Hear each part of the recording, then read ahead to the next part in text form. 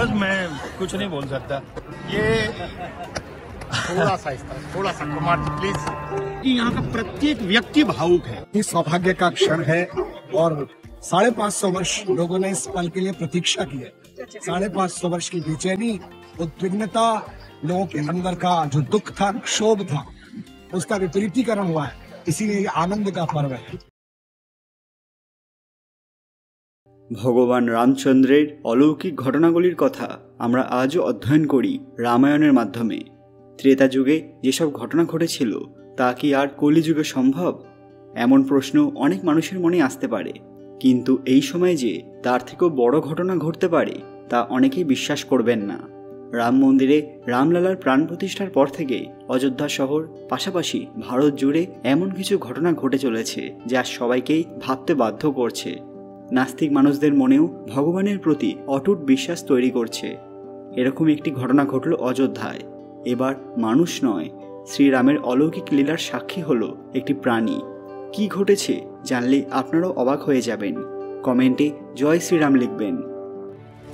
সকলকে পুরাণ কথা নতুন একটি ভিডিওতে স্বাগত। আজকে আপনারা জানবেন রাম মন্দিরে ঘটে গেল এক বড় চমৎকার। ভিডিওতে এগোনোর আগে সবাই কাইন্ডলি আমাদের চ্যানেলটি সাবস্ক্রাইব করে নেবেন। অযোধ্যায় রাম মন্দির উদ্বোধনের পর থেকেই প্রত্যেক দিন হাজার হাজার মানুষ দর্শনের জন্য এখানে পৌঁছেছিলেন, যে সংখ্যা দিনের পর দিন বেড়েই চলেছে। সবাই শ্রীরামের নাম মুখে নিয়ে এই পবিত্র মন্দিরে প্রবেশ করছেন। তবে আমরা সবাই জানি যে শ্রীরামের ভক্ত শুধু মানুষ নয়, দেবতা থেকে শুরু করে উদ্ভিদ, ছোট্ট প্রাণী, এমনকি সমুদ্র পাহাড় অবধি তার বড় ভক্ত, যার জলজান্ত উদাহরণ আমরা রামায়ণে অনেকবার পড়েছি। কিন্তু এবার কলিযুগেও এমন ঘটনার সাক্ষী হলাম আমরা। কিছুদিন আগেই একটি বানরের ভিডিও ভাইরাল হয়েছিল, যা সোশ্যাল মিডিয়ায় প্রত্যেক মানুষের আলোচনার কেন্দ্র হয়ে ওঠে, যে রামলালার মূর্তির পায়ের কাছে বসেছিল, যাকে মন্দিরের পুরোহিতরা হনুমানজির অবতার বলেছিলেন। ঠিক এরকম আরও একটি ঘটনা ঘটল অযোধ্যার মাটিতে। তবে এবার মন্দির নয়, সরাসরি অযোধ্যার রেলওয়ে স্টেশনে, যেখানে এক ব্যক্তি একটি ভিডিও তুলেছিলেন। তার মোবাইলের ক্যামেরায় তোলা একটি ভিডিওতে দেখা যায় একটি কাক, যার মুখে শোনা যাচ্ছে রাম राम। হ্যাঁ, আপনারা ঠিকই শুনেছেন, একবার নিজের কানেই শুনে নিন।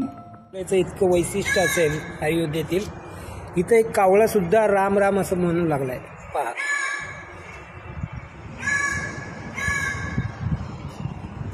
राम राम राम राम राम।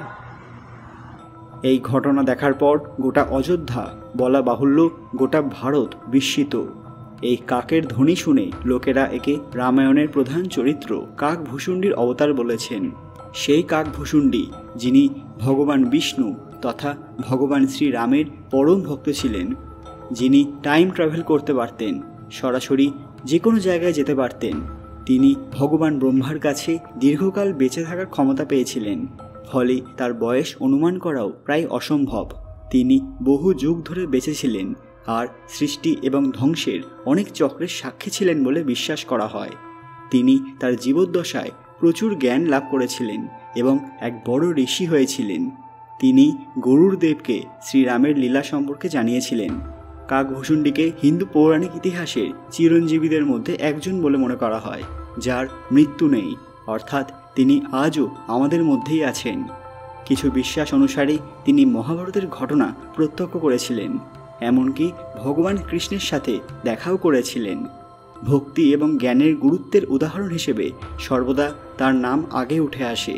ফলে এই কাকের মুখে রাম নাম শুনতেই মানুষের মনে একটাই প্রশ্ন চলে আসে যে এটা আসলে কে। এই ভিডিওটি বিভিন্ন সোশ্যাল মিডিয়ায় শেয়ার করা হয়েছিল, যা দিনের পর দিন ভয়ানক ভাইরাল হয়ে যায়।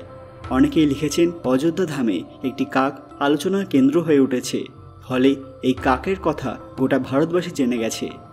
বন্ধুরা, আপনাদের কি মনে হয়, এটা কি কোনো কাকতালীয় ঘটনা নাকি অলৌকিক ঘটনা? সেটা অবশ্যই কমেন্টে জানাবেন। সমস্ত রাম ভক্তরা আজকের ভিডিওটি লাইক করবেন এবং কমেন্টে জয় শ্রীরাম লিখতে ভুলবেন না।